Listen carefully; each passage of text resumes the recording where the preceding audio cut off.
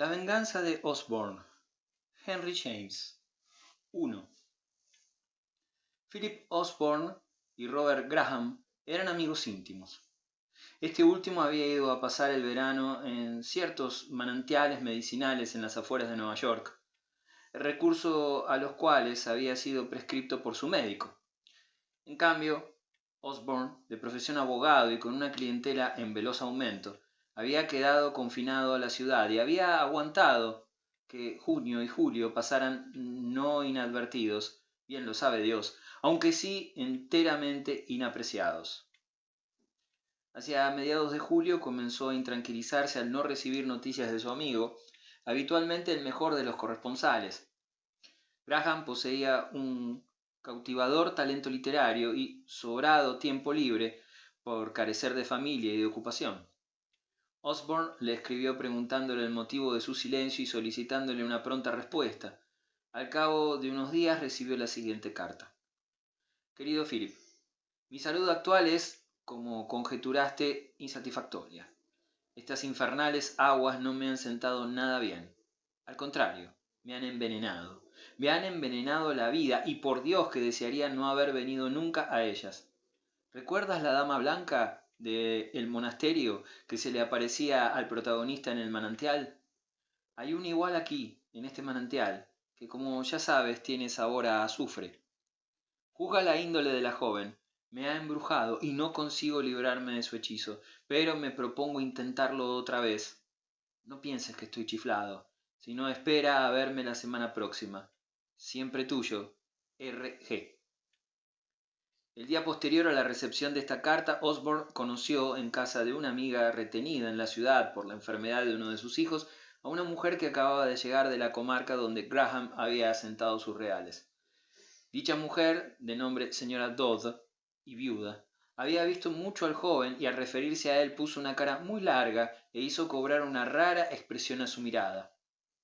Percatándose de que estaba dispuesta a ser confidencial, Osborne maniobró para que pudiera conversar con él en privado. Ella le aseguró, desde detrás de su abanico, que su amigo estaba muriéndose a causa de su destrozado corazón. Había que hacer algo. En resumen, la historia era esta. Graham había trabado conocimiento a principios de verano con una joven, una tal señorita Congreve, que se alojaba en la vecindad con una hermana casada. No era guapísima, pero sí inteligente, graciosa y agradable, y de inmediato Graham se enamoró de ella. Ella había alentado sus avances, según sabían todos los amigos de ambos, y al cabo de un mes, en los pequeños balnearios se desarrolla muy rápido cualquier asunto del corazón. Su compromiso, aunque todavía no anunciado, se esperaba de un momento a otro. Pero en este punto había hecho su aparición en la pequeña sociedad uno de cuyos más brillantes ornatos era la señorita Congreve, un extraño, un tal señor Holland, procedente del oeste, hombre de idéntica edad que Graham, pero de más favorecida presencia. Sin importarle la circunstancia de que notoriamente los afectos de la joven ya tuvieran destinatario, al punto había comenzado a cortejarla. Igualmente despreocupada de la susodicha circunstancia, Henrietta Congreve había sido toda sonrisas, toda seducción. En el transcurso de una semana, de hecho, progresivamente había transferido sus favores del antiguo enamorado al nuevo. Graham había sido abandonado a su propia suerte. Ella había cesado de mirarlo, de hablarle, de pensar en él.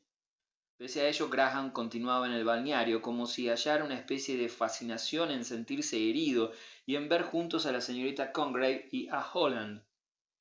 Además, sin duda, deseaba que la gente pensara que por buenas razones la joven había dejado de interesarlo y por consiguiente él no era quien tenía por qué ocultarse. Era orgulloso, lacónico y reservado, mas sus amigos no tuvieron dificultad en percibir que su dolor era intenso y que su herida era casi mortal. La señora Dodd declaró que, a menos que fuese distraído de su pesar y apartado del contacto con los diversos escenarios y objetos que le recordaban su desdichada pasión, y, sobre todo, privado de la diaria oportunidad de observar a la señorita Congreve, no respondía de su salud mental. Osborne no dejó de tener en cuenta las posibles exageraciones. A toda mujer, reflexionó, le gusta mucho hinchar las historias, máxime cuando se trata de historias tristes. Pese a ello, se sintió muy ansioso y en el acto escribió una larga carta a su amigo, preguntándole hasta qué punto era cierta la pequeña novela de la señora Todd y apremiándolo para que sin pérdida de tiempo regresara a la ciudad, donde, si era sustancialmente cierta, podría procurar distraerse. Graham contestó presentándose en persona. Al principio Osborne se sintió francamente aliviado. Su amigo tenía un aspecto más saludable y robusto que desde hacía meses, pero al ponerse a conversar con él lo encontró convertido moralmente, cuando menos, en un triste minusválido.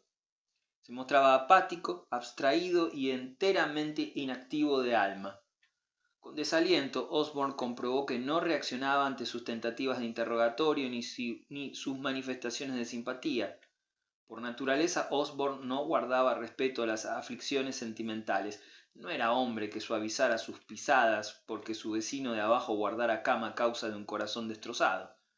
Mas se percató de que no serviría de nada hacerle chistes al pobre Graham y de que éste era completamente inaccesible al contagio de la alegría. Graham le suplicó que no lo creyese malsano o indiferente a su amabilidad y que le permitiese no hablar de su problema hasta haberlo superado. Había resuelto olvidar. Cuando hubiera olvidado, al modo en que se olvidan semejantes cosas, cuando por lo menos hubiera logrado verlo como algo tolerablemente perteneciente al pasado, entonces le contaría todo sobre ello. En el momento presente había de ocupar sus pensamientos con otra cosa.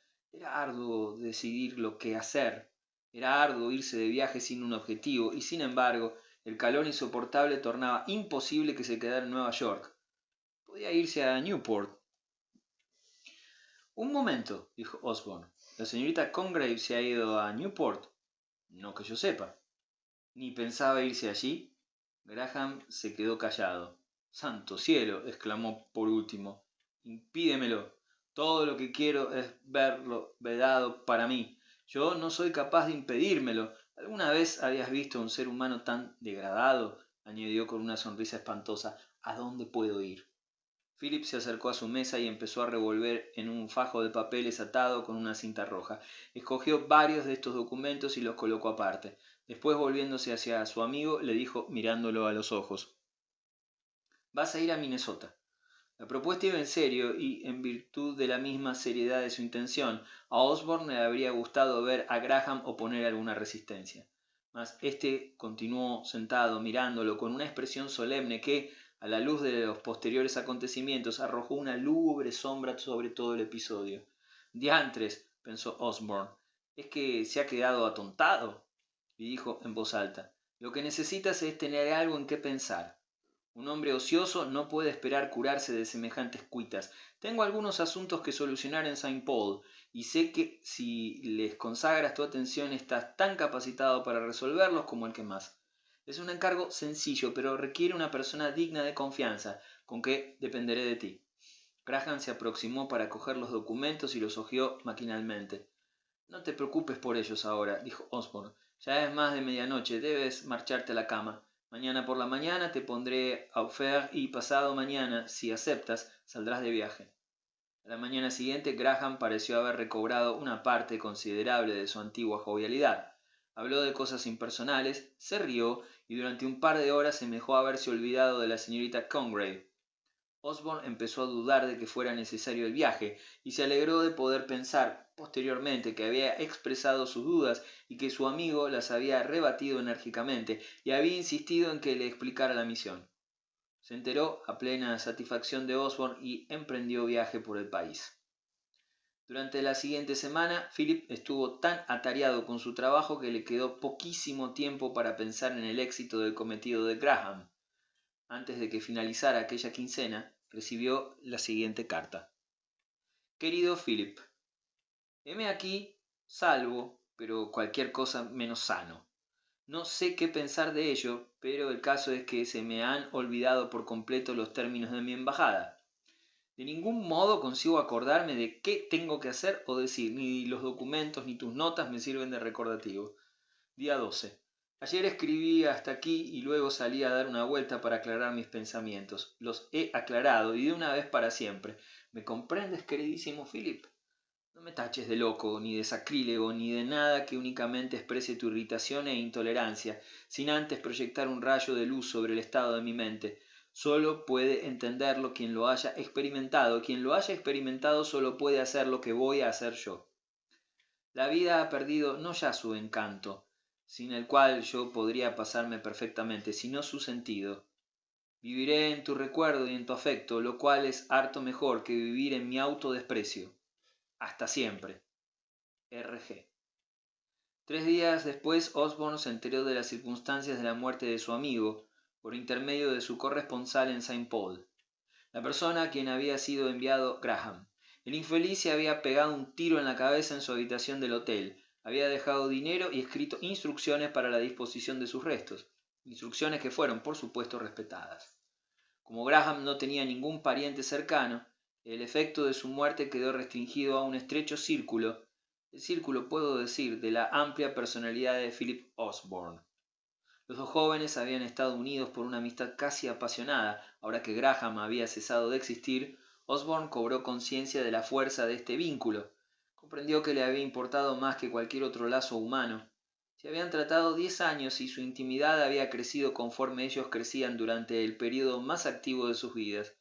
Se había fortalecido desde dentro y desde fuera por el compartido goce de muchísimos placeres, la experiencia de muchísimos vaivenes, el intercambio de muchísimos consejos, muchísimas confidencias y muchísimas pruebas de mutuo afecto, hasta tal punto que ambos habían llegado a considerar aquella amistad como la única certidumbre en la existencia, el único hecho fijo en un mundo cambiante.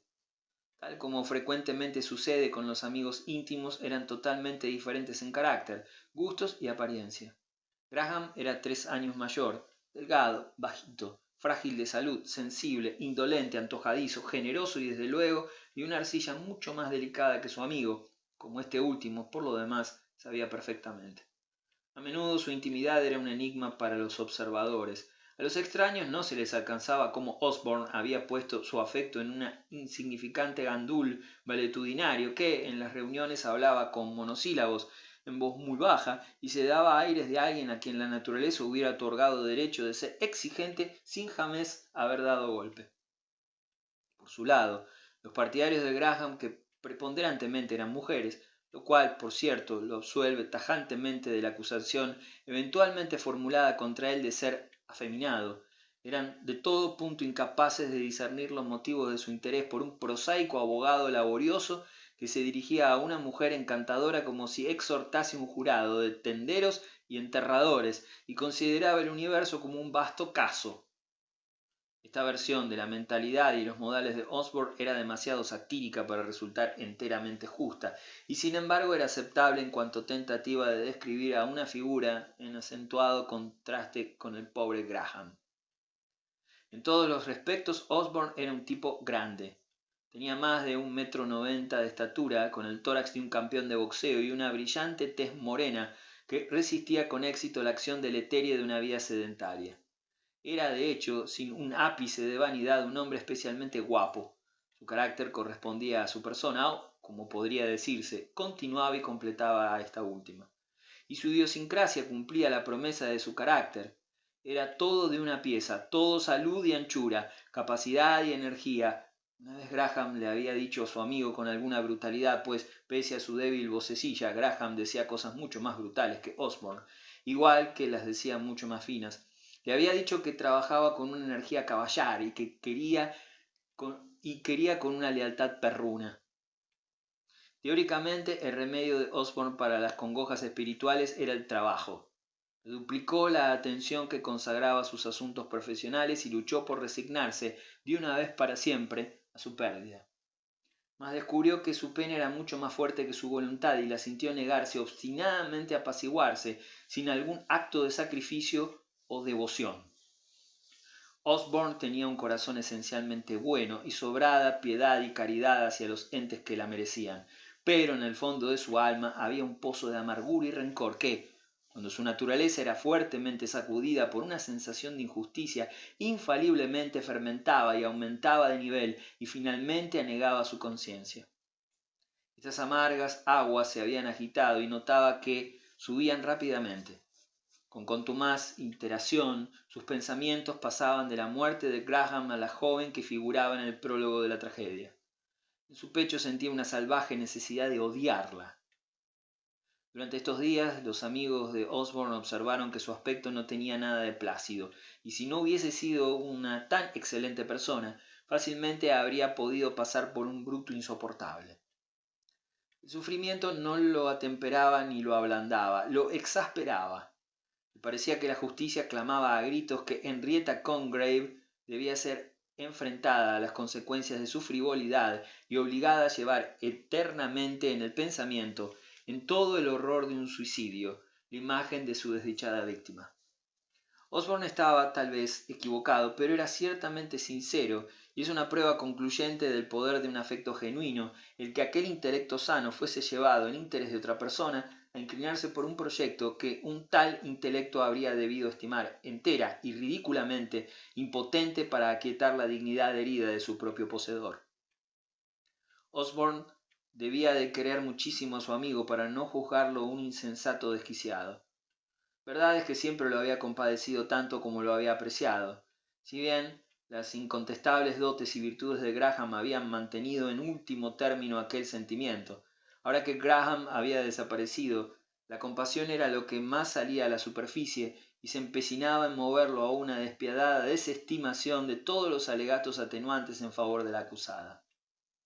Fue increíble que, al menos por algún tiempo, no atendiera ninguna razón excepto a que Graham había sido ignominiosamente traicionado y la luz de su vida se había visto gratuitamente extinguida.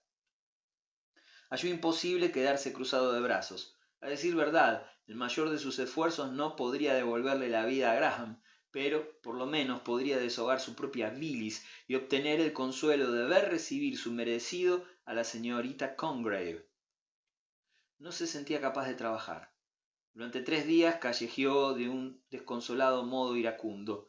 El tercero de esos días fue a hacer una visita a la señora Dodd, gracias a la cual se enteró de que la señorita Congreve se había ido a Newport a alojarse con una segunda hermana casada.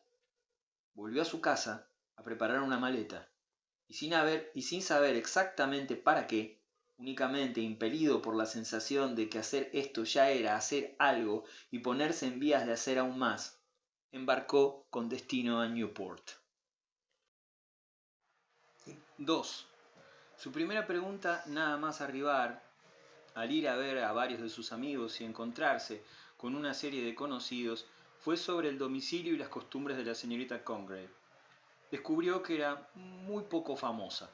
Se alojaba con su hermana, la señora Wilkes, y hasta ahora había hecho nada más que una sola aparición en público. La señora Wilkes, aparte, según lo informaron, estaba enferma y llevaba una vida muy retirada.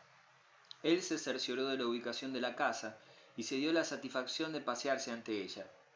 Era un hermoso lugar, en una callecita a trasmano, caracterizado por diversos indicios de riqueza y comodidad. Oyó, mientras paseaba, a través de las cerradas persianas de la ventana del salón, el sonido de una alta voz melodiosa que trinaba y gorjeaba con el acompañamiento de un piano. Osborne no sentía afición por la música, mas se detuvo a escuchar, y mientras hacía, recordó la pasión de Graham por este precioso arte y se figuró que aquellos eran los mismos acentos que seductoramente lo habían precipitado a su perdición. Pobre Graham. También aquí, como en todo, había demostrado su buen gusto. La cantante descargó una magnífica salva de gorgoritos y floreos y quedó silenciosa. Osborne, creyendo percibir un movimiento de los listoncillos de la persiana, se alejó morosamente.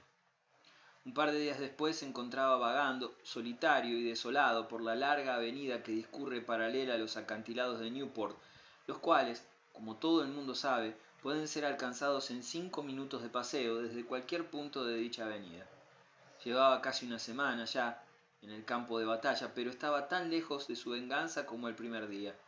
Su insatisfecho deseo obsesionaba sus pasos y se cernía de un modo fantasmal sobre unos pensamientos que el constante contacto con viejos amigos y nuevos, y con el ameno espectáculo de una turba heterogénea de buscadores de placer y proveedores de placer, habría podido tornar libres y felices.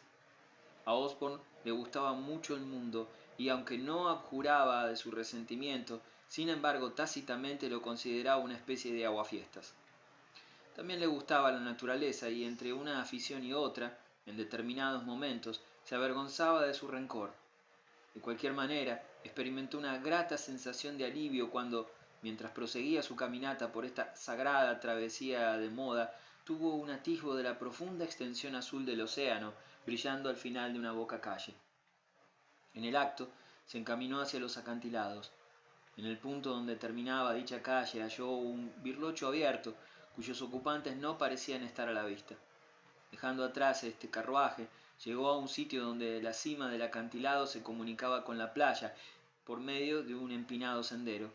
Descendió tal sendero y se halló al nivel de la amplia extensión de arena y la velozmente creciente marea. El viento soplaba fresco desde el mar y las olas se agitaban en un muchedumbroso clamor líquido.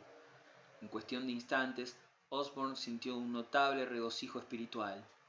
Aún no había avanzado muchos pasos bajo la influencia de este sentimiento gozoso cuando, al sortear un pequeño saliente del acantilado, acertó a divisar un espectáculo que lo hizo reaccionar con presteza. Sobre una ancha roca lisa en medio del agua, a una docena de metros de la orilla, había un niño de unos 5 años, un guapo muchacho, rubio y bien vestido, pataleando y retorciéndose las manos en una manifiesta agonía de terror. Era fácil comprender la situación. El niño se había aventurado hasta la roca mientras el agua estaba todavía baja y se había entretenido tanto hurgando con su palita de madera entre los ricos depósitos marinos de su superficie que no se había percatado del avance de las olas, las cuales ahora habían cubierto por entero el espacio intermedio y rugían y rompían entre él y la playa. El pobrecillo gritaba al viento y a las aguas, completamente incapaz de responder a las voces de interrogación y de consuelo de Osborne. Mientras tanto, éste se dispuso a traerlo a la playa. Con cierto desagrado, vio que el espacio hasta la roca era demasiado extenso para cruzarlo de un salto, y sin embargo, ya que en cualquier instante podían reaparecer los acompañantes del niño, en forma de despistadas mujeres inoportunas, juzgó imprudente quitarse ninguna de sus prendas de ropa.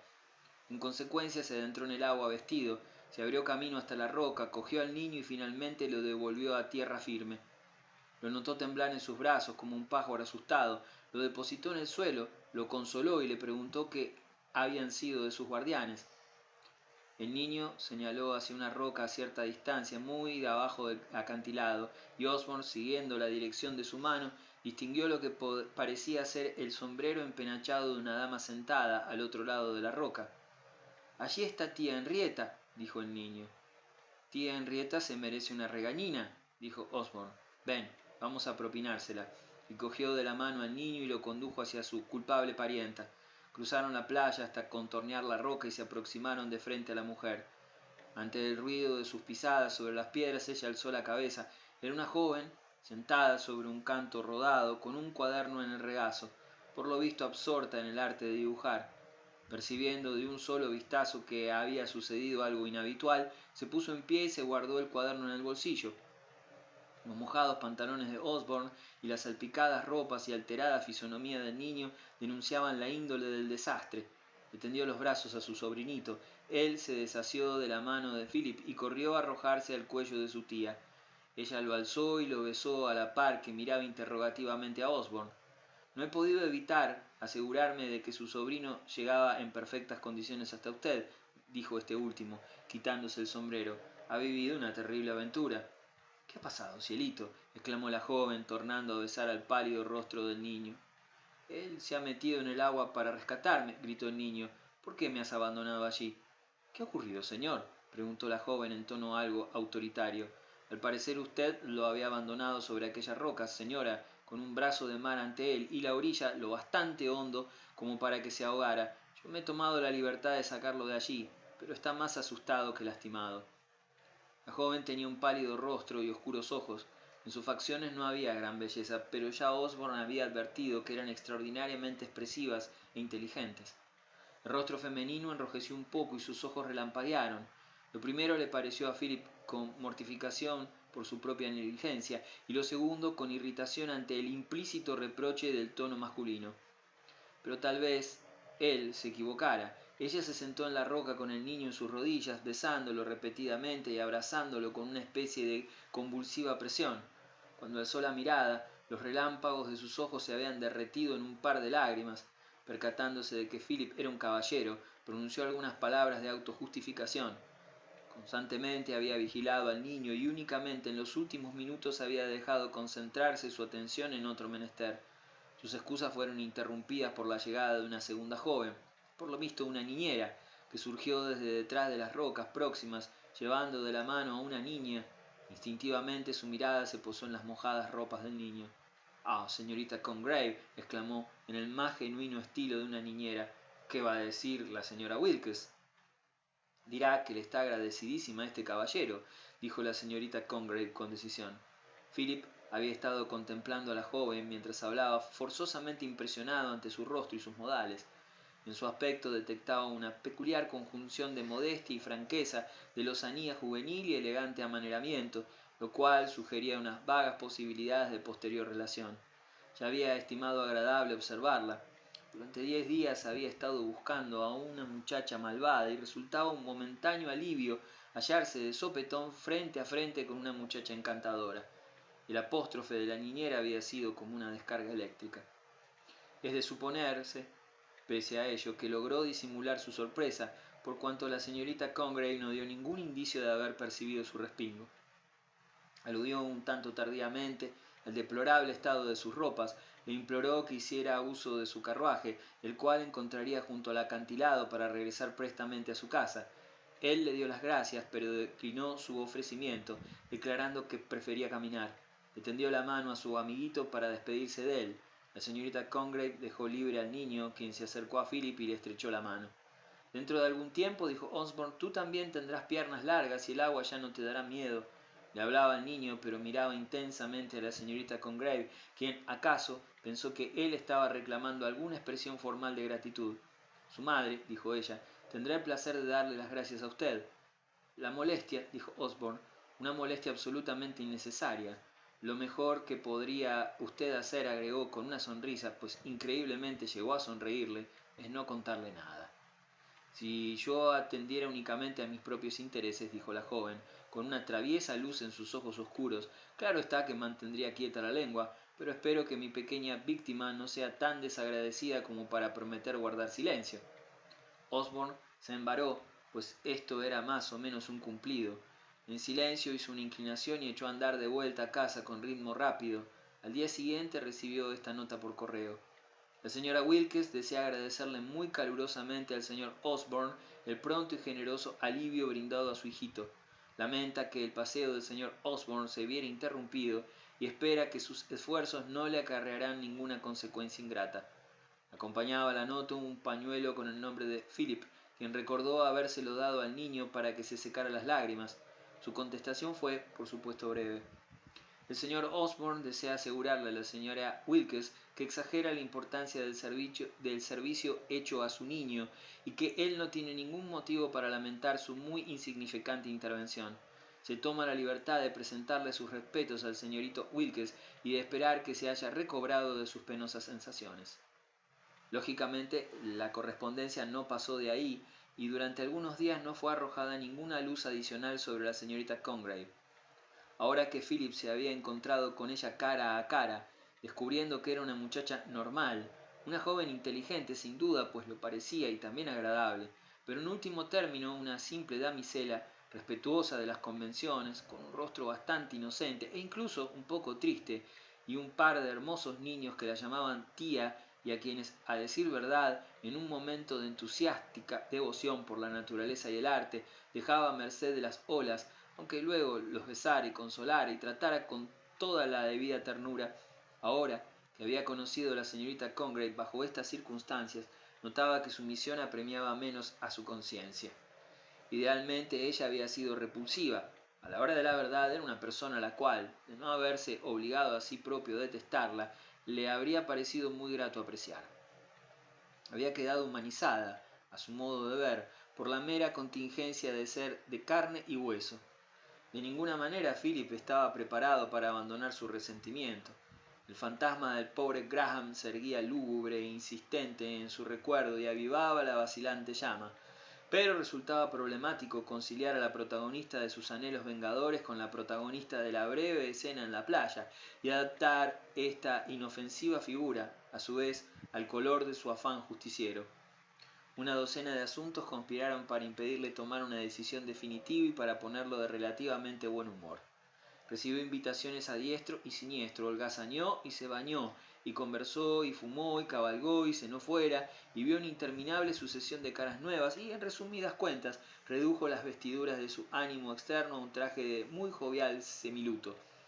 Y todo esto, además, sin ninguna sensación de deslealtad a su amigo. Por muy sorprendente que parezca, jamás Graham había semejado tan vivo como ahora que estaba muerto. En carne mortal no había poseído sino una semivitalidad. Su espíritu había estado exquisitamente pronto, pero su carne había sido fatalmente débil. En el mejor de los casos era un hombre frustrado, decepcionado. Lo cálido y activo era su espíritu, sus afectos, sus simpatías y percepciones, y Osborne fue consciente de haber sido el heredero único de estas cosas. Sintió henchirse el pecho con una saludable conciencia de la magnitud de su herencia, y con cada día que pasaba notaba menores deseos de invocar al pobre Graham en rincones oscuros y llorarlo en lugares solitarios.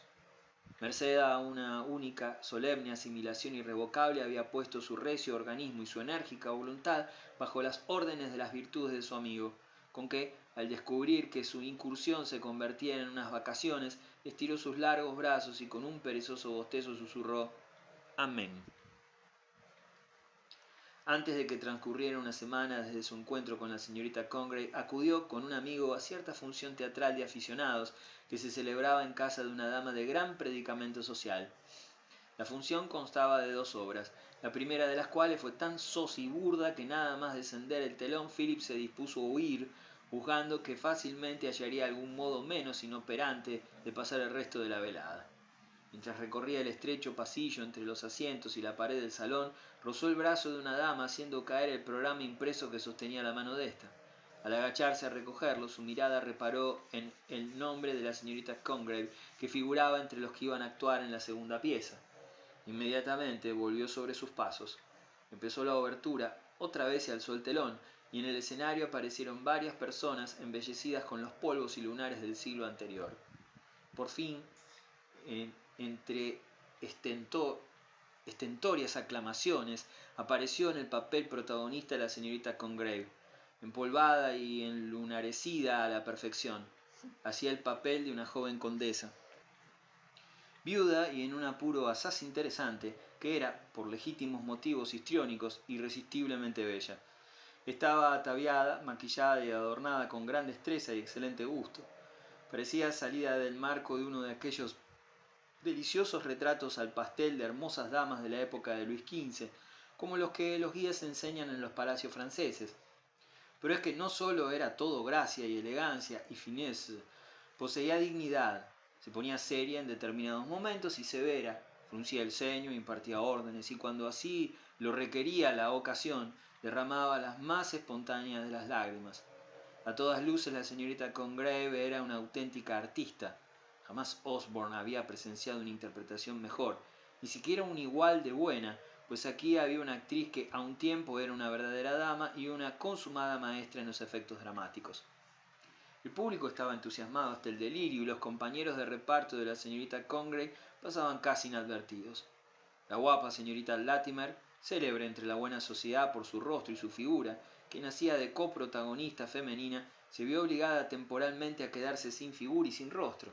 En los programas la obra figuraba como adaptada del francés específicamente para la ocasión, así que, cuando el telón descendió por última vez muy alborozadamente, los espectadores pidieron a voces la presencia del adaptador. Transcurrió algún rato antes de que la petición fuese atendida, cosa que los espectadores interpretaron como una provocación a su curiosidad. Por último, un hombre surgió desde detrás del telón y manifestó que la versión de la pieza que sus compañeros habían tenido el honor de representar se debía a la dotada pluma de la joven que se había granjeado sus aplausos en el papel de protagonista. Ante esta declaración, una docena de entusiastas alzaron sus voces reclamando la presencia de la señorita Congreve, Pero el hombre atajó el griterío anunciando que ya había abandonado la casa. Esto no era cierto, como posteriormente supo Osborn. Henrietta estaba sentada en un sofá entre bastidores esperando su carruaje, acariciando un inmenso ramo de flores y escuchando con una exhausta sonrisa los cumplidos, no de la señorita Latimer, que comía un pastel sentada junto a su madre, quien miraba de un modo enemistoso a aquella feísima y espantosamente lisa señorita Congreve. Osborn regresó a su alojamiento caminando, emocionado y apasionado, pero francamente desconcertado. Le parecía que había echado la cuenta sin la huéspeda y que la inconstante novia de Graham no era una persona que pudiera ser desdeñada ni anonadada. No sabía qué pensar de ella. Destrozaba los corazones de los hombres y trastornaba sus cerebros, dejaba la impronta de su genio en todo cuanto tocaba. Era una coqueta, una música, una dibujante, una actriz, una autora, un prodigio. ¿De qué materia estaba hecha? ¿Qué había sido de su corazón y su conciencia? Se pintaba la cara y jugueteaba entre candilejas y flores, despertando el aplauso de un millar de manos mientras el pobre Graham yacía aprisionado en el silencio eterno. Osborn se sintió desafiado en su amor propio. Arrancar una contrita lágrima de aquellos ojos profundos y encantadores era toda una tarea para un hombre inteligente. Las obras habían sido representadas un miércoles. El sábado siguiente Philip fue invitado a participar en una gira campestre organizada por la señora Carpenter, la dama que había ofrecido la función y que sentía una verdadera pasión por las reuniones sociales. Las personas a las que esta vez había reclutado habían de dirigirse por vía acuática a un determinado paraje bucólico consagrado por la naturaleza para las giras campestres, y allí almorzarían sobre la hierba, bailarían y jugarían a las prendas. Fueron transportadas en dos grandes barcazas y durante el trayecto Philip conversó un rato con la señora Carpenter, quien le pareció una muy cordial persona locuaz. En el extremo de la barcaza en que junto a su anfitrión había ocupado un sitio, aquel vio a una joven que llevaba un vestido blanco y se cubría el rostro con un tupido velo azul. A través del velo, dirigida hacia su propia persona, percibió la insistente mirada de dos hermosos ojos oscuros. Durante unos instantes fue incapaz de reconocer a su propietaria, mas la incertidumbre se disipó sin tardanza. Observó que ha invitado usted a la señora Congreve, le dijo a la señora Carpenter, la actriz de la otra noche. Sí, dijo la señora Carpenter, logré persuadirla de que viniera. Desde el miércoles se ha puesto de moda. ¿Se resistía a venir?, preguntó Philip. Sí, al principio. Verá usted, es una modosa joven discreta, odia llamar la atención. La otra noche la llamó lo suficiente. Tiene un talento maravilloso. Maravilloso, maravilloso. ¿Y sabe Dios de dónde lo habrá sacado? ¿Conoce usted a su familia? Son las personas más realistas, menos dramáticas y menos imaginativas del mundo, de esas que tienen reparos contra el teatro por razones morales. Comprendo. Como no van al teatro, el teatro viene a ellas. Exactamente, les está bien empleado. La señora Wilkes, la hermana de Henrietta, montó en cólera al enterarse de que pensaba actuar en una función teatral, pero ahora, tras el éxito de Henrietta, lo comenta con todo el mundo. Cuando la barcaza llegó junto a la orilla, fue tendido un tablón desde la proa hasta una roca saliente, para comodidad de las damas. Philip permaneció al lado del tablón ofreciéndole las manos a éstas. La señora Carpenter fue la última en descender a tierra, acompañada de la señorita Congreve, quien rehusó la ayuda de Osborn, pero le dedicó una pequeña inclinación de cabeza a través del velo. Media hora más tarde, nuevamente Philip se halló al lado de su anfitriona y nuevamente habló sobre la señorita Congreve. La señora Carpenter le advirtió que aquella estaba muy cerca entre un grupo de muchachas. ¿Sabe usted, preguntó él, bajando la voz, si está prometida en matrimonio o si lo ha estado recientemente? No sé nada, no, dijo la señora Carpenter. ¿Con quién? Aguarde un momento. Me suena haber oído decir algo sobre este verano en Sharon.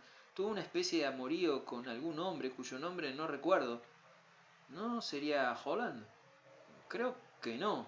El hombre a que me refiero la dejó por esa estúpida mujercita que es la señora Dodd, quien no lleva ni 6 meses de viudedad. Creo que su nombre era Graham. Osborn prorrumpió en una carcajada tan ruidosa y abrupta que su compañera lo miró con asombro. Discúlpeme, dijo él, eso no es así. Usted es quien formula preguntas, señor Osborn, dijo la señora Carpenter, pero da la impresión de saber más que yo sobre la señorita Congreve. Es muy posible. Verá usted, yo conocía a Robert Graham.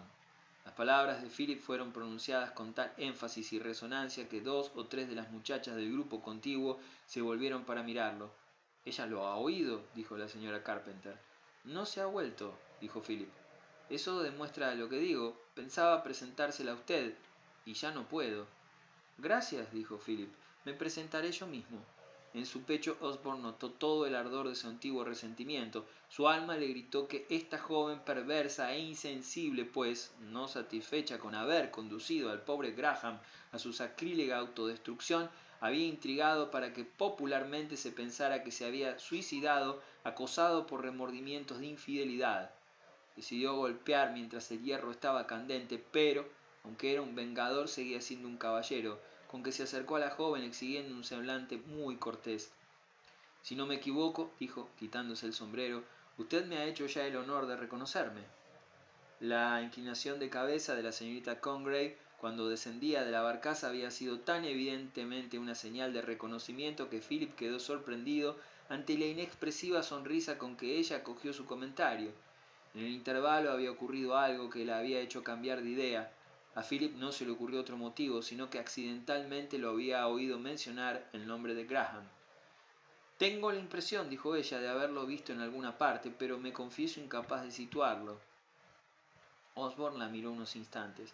«No puedo rehusarme a mí mismo», dijo, «el placer de preguntar por el señorito Wilkes». «Ahora lo recuerda usted», se limitó a decir la señorita Congreve. «Rescató del agua a mi sobrino». «Espero que ya se le haya pasado el susto». «Mi sobrino niega, creo, haberse asustado. Naturalmente, por la cuenta que me trae, yo no le contradigo». Las palabras de la señorita Congreve fueron seguidas de una larga pausa, que no pareció turbarla en lo más mínimo. Philip se sintió confundido ante su aparente autodominio, por no darle una denominación peor, teniendo en cuenta que ella llevaba sobre su conciencia la muerte de Graham y que, al oír su nombre en labios de Osborne, había debido comprender que este último era aquel querido amigo sobre el cual Graham le había hablado a menudo. Desde luego, estaba comportándose de un modo muy valeroso, pero ¿de veras se habría enterado de la muerte de Graham? Por un instante Osborne le concedió el beneficio de la duda. Pensó que obtendría una siniestra satisfacción de darle la noticia. A fin de rendirle los debidos honores a la revelación, juzgó necesario apartar a la joven de sus compañeras. Como resultara que ahora estas últimas comenzaron a dispersarse en subgrupos y parejas hacia la orilla, le propuso acompañarlo a dar un paseo tierra adentro.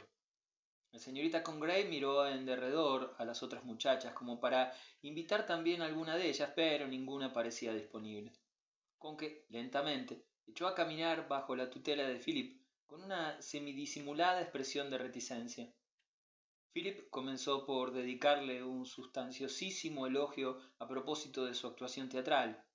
Fueron unas palabras harto inconsecuentes, habida cuenta de su tesitura actual, mas no pudo evitarlo. Tal vez era una joven tan malvada como la que más, pero su interpretación era perfecta. Una vez pagado este pequeño tributo a la ecuanimidad, él inició su empresa relativa a Graham. «No me siento, señorita Congreve», dijo, «como si usted fuera una recién conocida. He oído hablar mucho de usted». Esto no era literalmente cierto, como recordará el lector. Toda la información de Philip había sido adquirida en su media hora con la señora Dodd. «¿A quién, si puede saberse?», preguntó Henrietta. «A Robert Graham».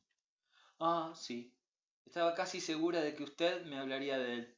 Recuerdo que él me habló de una persona con el nombre de usted». Philip estaba intrigado. ¿Sabía o no lo de la muerte de Graham?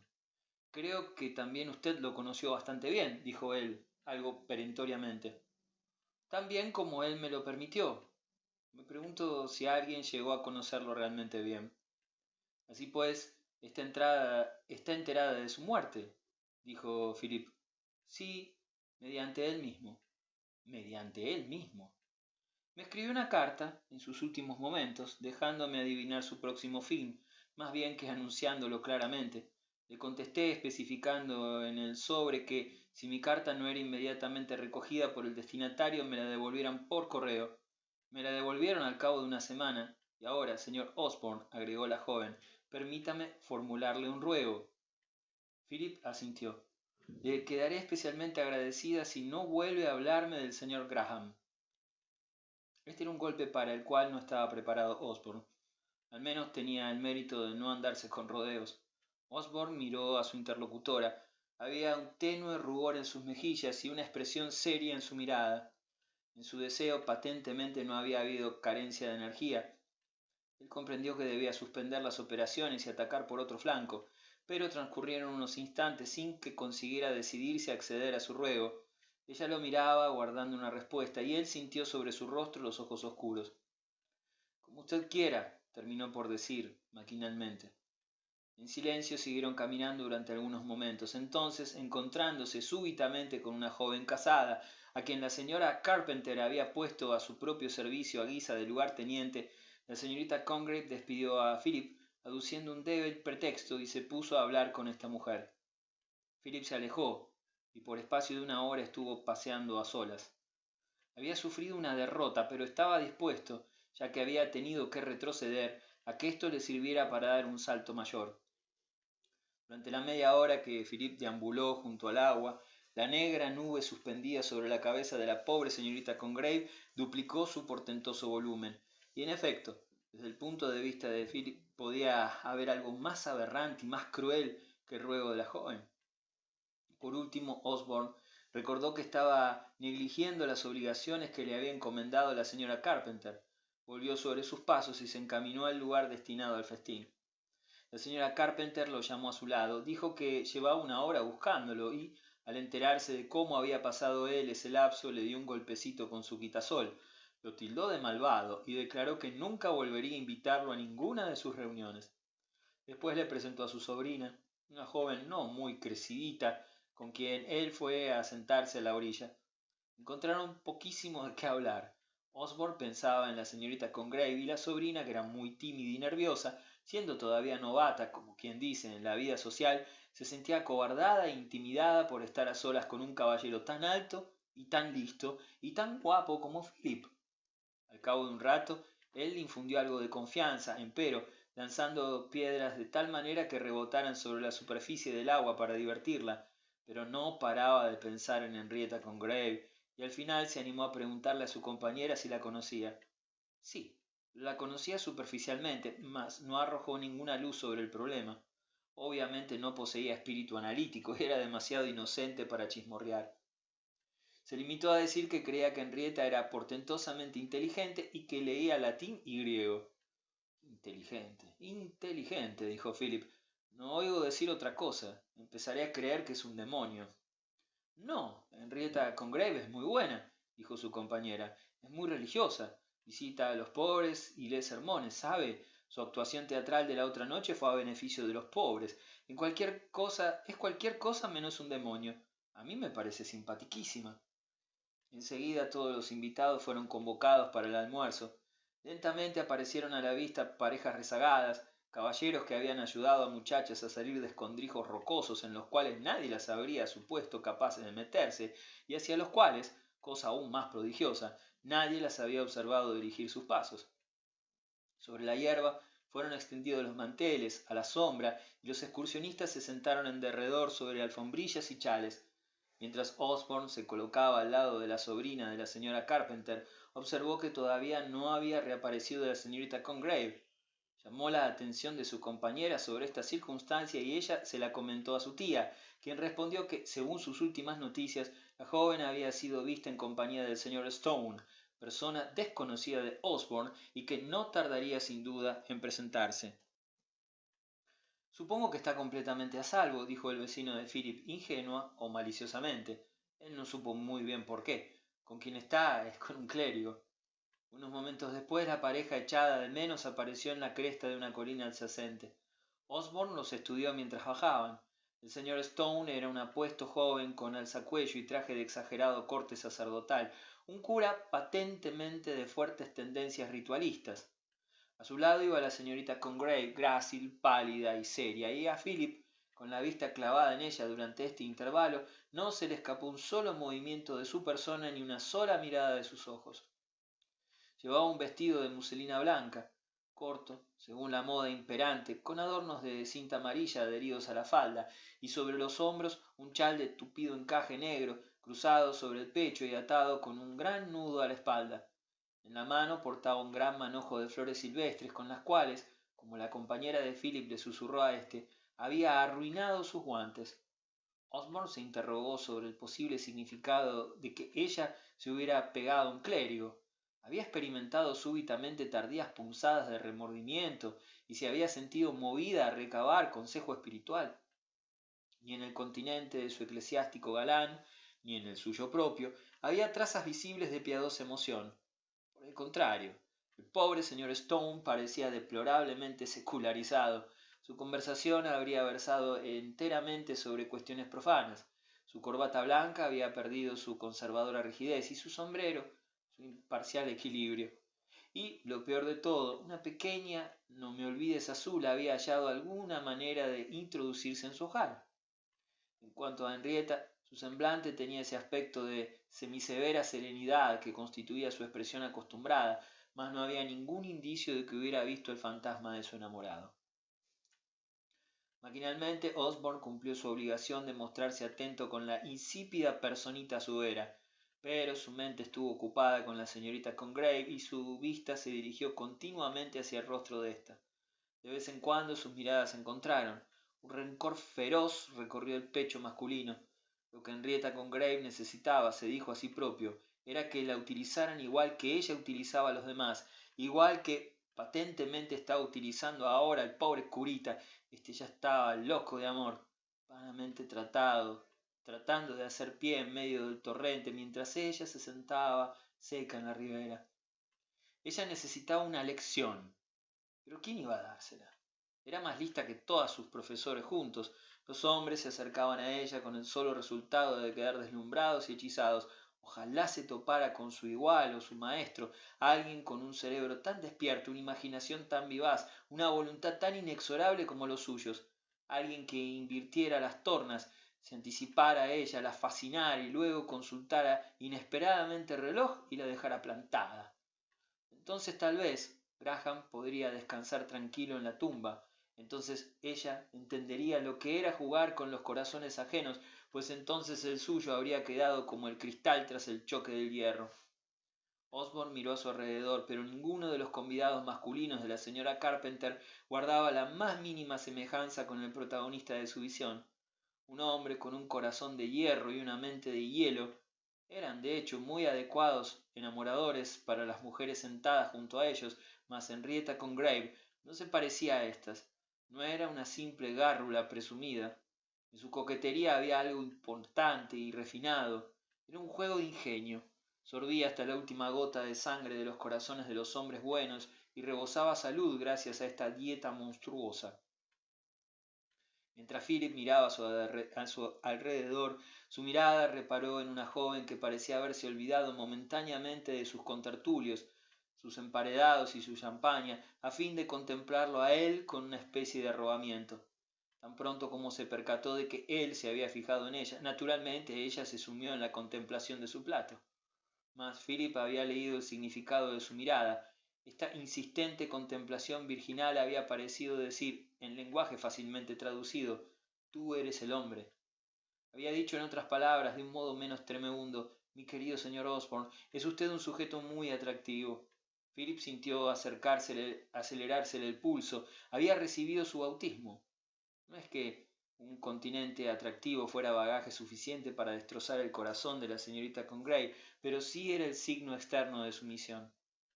Por fin el almuerzo llegó a su término.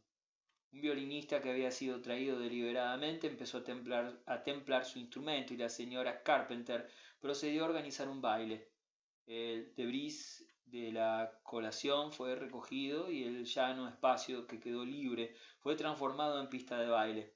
Osborne, que no bailaba, se sentó a cierta distancia junto a otros 2 o 3 espectadores, entre los cuales se contaba el reverendo señor Stone. Cada uno de estos caballeros contemplaba con suma atención los movimientos de Henrietta Congreve, empero ocasionalmente Osborne se fijaba en su vecino, quien, por su parte, estaba demasiado ocupado en mirar a la señorita Congreve para prestarle atención a nadie más.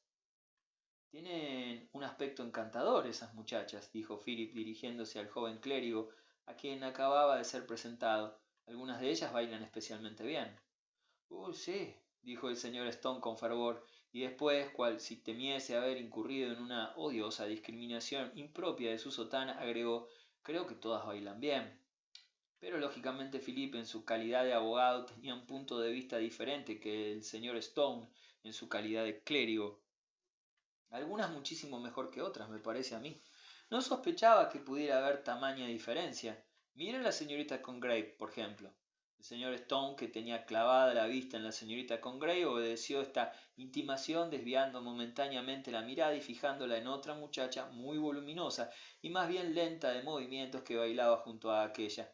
Ah, sí, es muy grácil, dijo con devoción, tan ligera, tan alada, tan suave.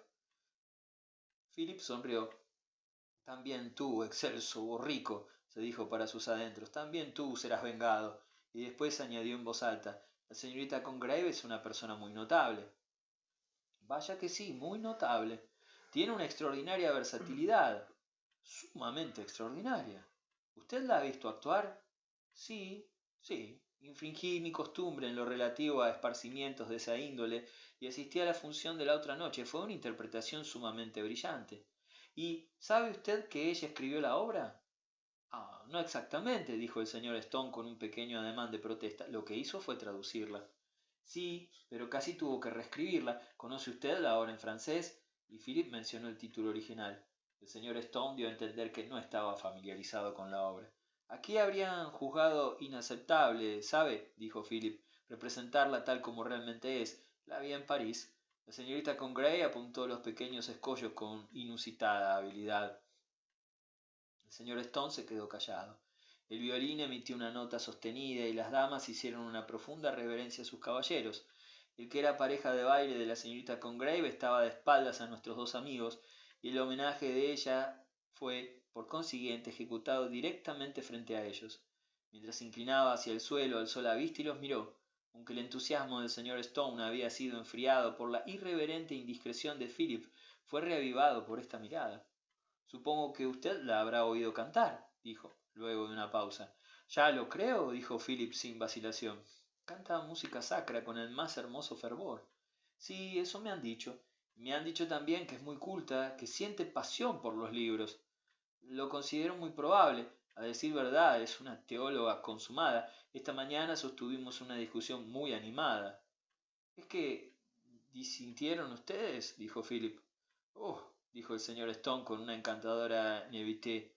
Yo no disentí, fue ella. Ella no es un poco, un pelín. Y Philip se interrumpió tratando de dar con la palabra exacta. ¿Un pelín? Preguntó el señor Stone en tono benevolente. Y después, como Philip siguiera dudoso, sugirió ¿un pelín heterodoxa? ¿Un pelín coqueta? Ah, señor Osborne, exclamó el joven cura, esa es la última cosa que yo llamaría a la señorita Congreve. En ese momento la señora Carpenter pasaba cerca. ¿Cuál dice usted que es la última cosa que llamaría a la señorita Congreve? Preguntó, habiendo escuchado casualmente las últimas palabras del clérigo. Coqueta. Por mi parte, dijo la dama, esa es la primera cosa que la llamaría yo. Aún tiene usted que descubrirlo, supongo. Eso siempre acaba por descubrirse, ya lo sabe. Yo tendría que borrármelo de la cabeza por completo para poder encomiar sus atractivos. Oh, señora Carpenter, dijo el señor Stone. Sí, mi querido joven. No hay que juzgar a la señorita Congreve en extensión, sino en profundidad. Veo que el señor Osborne sabe algo de eso. Y la señora Carpenter se alejó. La señorita Congreve es profunda. Eso es lo que yo digo, dijo el señor Stone con delicada firmeza. ¿Qué es lo que usted sabe de eso, señor Osborne? A Philip se le antojó que el pobre se había puesto pálido, indudablemente parecía serio. Ah, yo no sé nada, dijo Philip. No afirmaba nada, solo preguntaba. Pues en tal caso, mi querido señor, y el cándido rostro del joven se arreboló un poco con la intensidad de su sentimiento. Le doy mi palabra de que estoy convencido de que la señorita Congreve es no sólo la más dotada, sino también la más noble, más sincera y más genuinamente cristiana muchacha de toda esta asamblea. Puedo asegurarle que le quedo agradecidísimo por su garantía, dijo Philip. La sopesaré y la recordaré. A Philip no le habría sido arduo tomar al señor Stone por un simple párroco blando y sentimental, una tipología que conocía muy bien. Por su lado, la señora Carpenter era una astuta mujer sagaz, pero extrañamente se había sentido impresionado ante las palabras del pastor y casi indiferente ante las de la dama. Por fin aquellos de los danzantes que estaban cansados del ejercicio abandonaron el grupo y tornaron a deambular hacia la playa. La tarde tocaba a su fin. El poniente principiaba a teñirse de carmesí y las sombras a alargarse sobre la hierba. Solo quedaba media hora para el momento fijado para el retorno a Newport. Philip determinó aprovecharla bien. Siguió a la señorita Congreve hasta cierta plataforma rocosa que dominaba el mar, hacia la cual, en compañía de un par de señoras ancianas, ella se había dirigido a fin de contemplar la puesta del sol. No le fue dificultoso persuadirla para que se separara de sus compañeras. En el perspicaz y delicado rostro femenino no hubo ningún recelo. Era inconcebible que se propusiera expresar desafío, pero su mismísimo sosiego y placidez ejerció un efecto extrañamente irritante sobre Philip. A éste le pareció el colmo de la desfachatez. Sacó del bolsillo de su chaqueta una carpetita que contenía una docena de cartas, entre las cuales figuraba la última que recibiera de Graham.